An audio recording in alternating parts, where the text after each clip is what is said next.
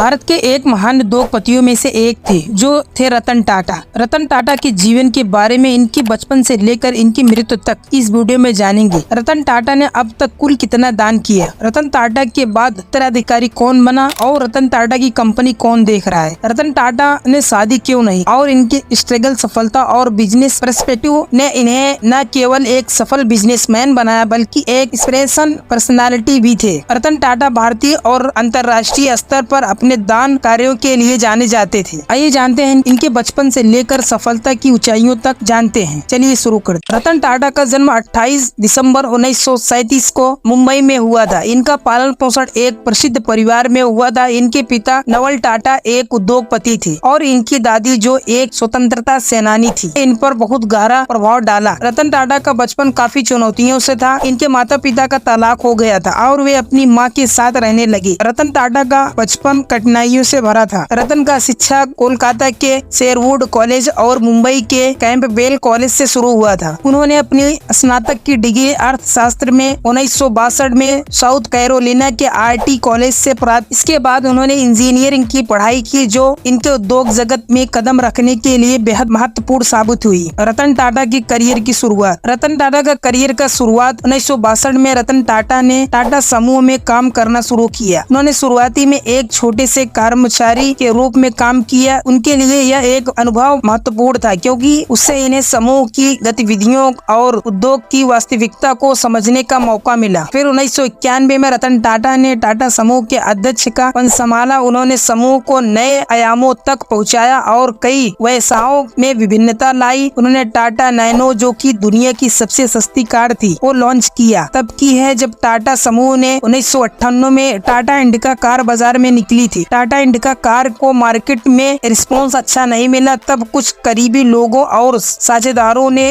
रतन टाटा को अपना व्यापार में हुए नुकसान की पूर्ति के लिए अपना कार व्यापार किसी और कंपनी को बेचने का सुझाव दिया। चूँकि कार लॉन्च करने की योजना रतन टाटा की स्वयं की थी और उसने नुकसान हुआ था तो रतन टाटा ने यह सुझाव ठीक समझा। कंपनी बेचने का प्रस्ताव फोर्ड कंपनी के पास लेकर गए। फोर्ड कंपनी अमेरिका में बनने वाली कारों का केंद्र थी। फोर्ड कंपनी के साथ रतन टाटा और उनके साझेदारों की मीटिंग करीब 3 घंटा तक चली। फोर्ड कंपनी के चेयरमैन विल फोर्ड ने रतन टाटा के साथ कुछ रूखा व्यवहार किया और बातों ही बातों में यह कह दिया कि जब तुम्हें इस व्यापार के बारे में कोई जानकारी नहीं है तो फिर तुमने इस कार को लॉन्च करने में इतना पैसा क्यों लगाया। हम तुम्हारी कंपनी खरीद कर तुम्हारी बहुत बड़ी मदद करने जा रहे हैं। कई बार इंसान अपनी सफलता की धुन में कुछ ऐसी बातें कह जाता है जो उसे नहीं कहनी चाहिए। मीटिंग के बाद रतन टाटा ने तुरंत वापस लौटने का फैसला लिया। पूरे रास्ते में मीटिंग में हुआ उस बात के बारे में सोचकर अपमानित सा महसूस कर रहे थे और वे ही बात इन्हें जहन में बार बार आ रही थी। कुछ ही वर्षों में शुरुआती झटके खाने के बाद रतन टाटा का कार बिजनेस एक अच्छी खासी लय में आगे बढ़ने लगा और बेहद मुनाफे का व्यवसाय साबित हुआ। वहीं दूसरी तरफ फोर्ड कंपनी बाजार में ओधे मुँह गिर गई थी। फोर्ड कंपनी सन 2008 के अंत तक लगभग दिवालिया होने की कगार पर थी। तब रतन टाटा ने फोर्ड कंपनी के सामने उनके luxury car brand Jaguar land rover को खरीदने का प्रस्ताव रखा और बदले में फोर्ड को अच्छा खासा दाम देने की पेशकश की। चूँकि बिल फोर्ड पहले से ही जैगुआर लैंड रोवर की वजह से घाटा झेल रहे थे, इन्होंने यह प्रस्ताव सहर्ष स्वीकार कर लिया। बिल फोर्ड बिल्कुल उसी तरह अपने साझेदारों के साथ